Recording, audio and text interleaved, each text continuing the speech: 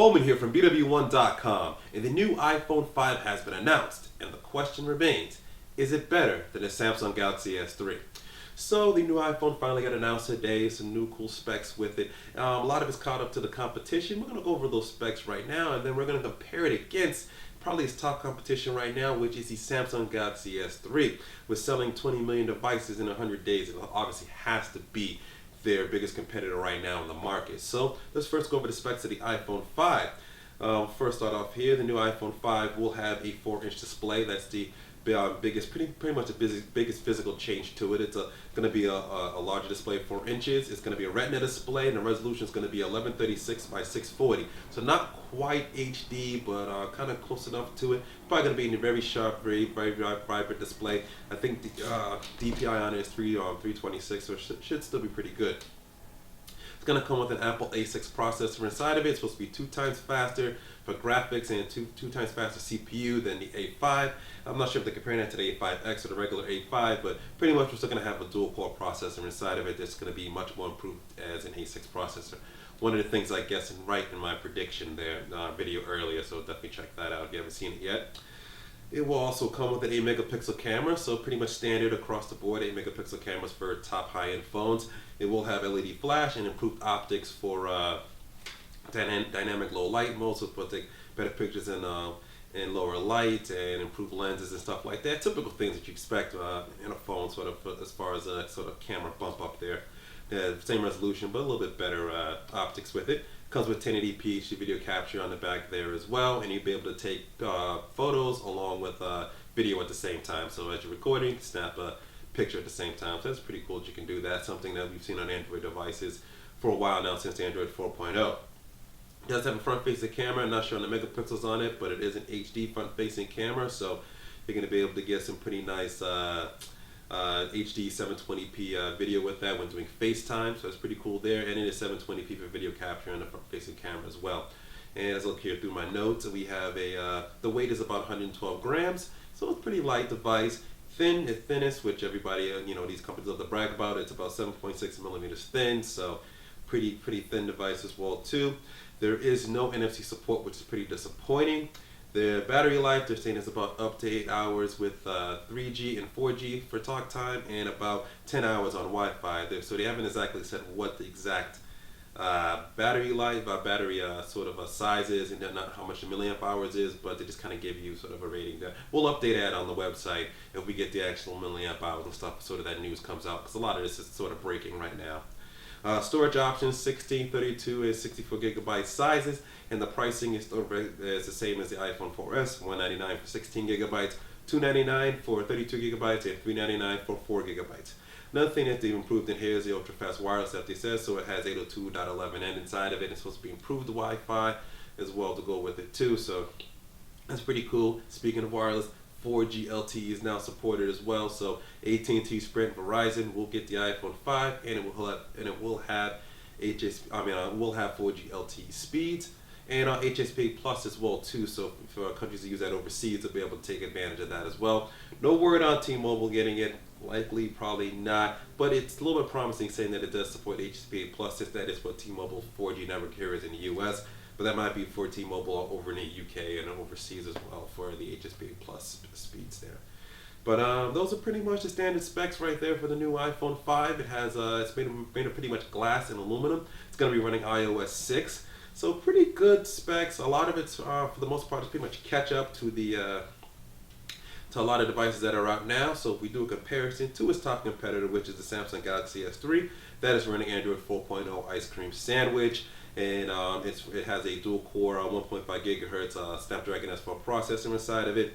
Comes with a 4.8-inch HD AMOLED display at 720p, so it's a full HD resolution display on that. 8 megapixel camera, LED flash, improved optics, typical stuff that you see inside most 8 megapixel cameras. Yeah, so I believe the cameras are kind of beyond par there, but it's kind of killing it in the screen size from 4 to 4.8 inches. So that's a little bit different there. The front-facing camera also records HD at 720p, and it's 1.9 megapixels on the Samsung Galaxy S3. 1080p HD video capture on the back, and you can obviously take pictures while capturing video at the same time. Front facing camera also does 720p, just like I mentioned. It's 1.33 grams, so it's a little bit heavier. Yeah, it's a little bit heavier in your pocket there, and it's it's a little bit thicker, 8.6 millimeters thin. So a little bit, for people that are really particular on that. We do know it has a 2100 milliamp hour battery, and it's a removable battery, so you can be able to replace it if you want to get extended batteries or carry more than one battery around with you. You can do that. The battery in iPhone 5 is still non-removable, as it always kind of has been. Storage options is 16 and 32 gigabytes of storage. In the Samsung Galaxy S3, there's some 64 gigabyte options. I believe that's only available overseas right now, or they're going to be coming out with a 64 gigabyte one relatively in the near future. There is SD card support as well too, so you can expand that storage. No SD card support in the iPhone 5, unfortunately. 4G LTE is obviously inside the Samsung Galaxy S3. HSA Plus is available as well too, primarily on the T-Mobile version, which uses that, but you can use that overseas as well too. Global roaming is available on Samsung Galaxy S3, as I mentioned. Same thing with the iPhone 5. The global roaming will be available on that as well too. And Wi-Fi is on there as well, 802.0, I think up to N as well as on the Galaxy S3. Same thing with the iPhone, as I mentioned there. Ultra fast wireless is what they're kind of dubbing it as with that. So you can see the specs are very, very close here. Some of the things are better than others. You can see that the screen sizes are drastically different. The fact that the competitors are bigger and in HD could be a factor in there as well too, since iPhone doesn't really have the HD display. It's pretty close, and it's probably going to be really good visuals, so some people, it's probably not going to matter for them, but some people might be particular in the HD display. You never know with that. No mentions of sort of the battery side. We're still going to have to be sort of test what the battery life is going to be all about with it. Power using the Galaxy S3, you can get about 8 to 10. Casual use is about 10 to 12.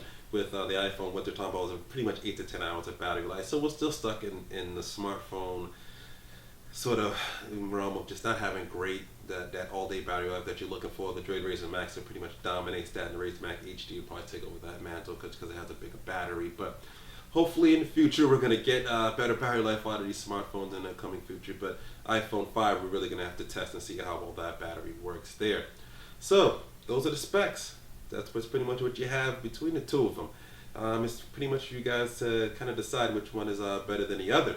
Could be the lack of NFC support that could give the advantage to the Galaxy S3, which the iPhone 5 doesn't have. That it's going to put it behind in sort of the mobile payment system sort of there, since it doesn't have that available. Could be better wireless support inside the iPhone 5 with ultra fast wireless, and also the fact that it has 3 microphones on it. It has one, I think, at the back, the front, and the top, and 3 different places on the iPhone 5, and that's sort of one of the big things about that.